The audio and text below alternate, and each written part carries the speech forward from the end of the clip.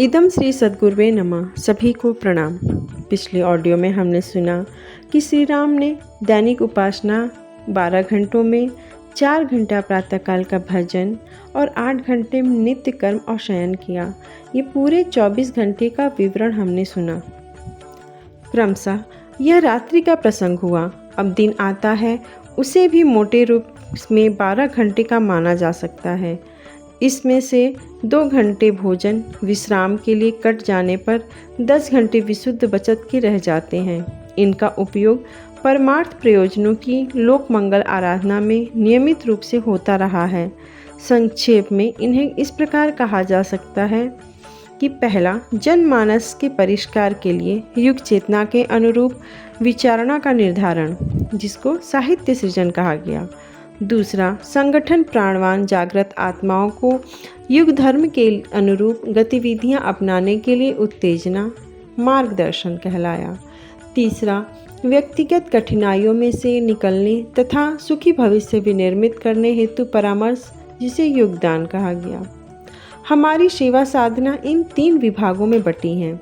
इनमें दूसरी और तीसरी धारा के लिए असंख्य व्यक्तियों से संपर्क साधना और पाना चलता रहा है। इनमें से अधिकांश को प्रकाश और परिवर्तन का अवसर मिला है। इनके नामोल्लेख और घटनाक्रमों का विवरण संभव नहीं, क्योंकि एक तो जिनकी सहायता की जाए, इनका स्मरण भी रखा जाए, यह अपनी आदत नहीं। फिर उनकी संख्या और विनिमृत उतनी ही है कि जितने स्मरण है, और उनके वर्णन से ही एक महापुराण लिखा जा सकता है। फिर उनको आपत्ति भी हो सकती है। इन दिनों कृतज्ञता व्यक्त करने का प्रचलन समाप्त हो गया। दूसरों की सहायता को महत्व कम दिया।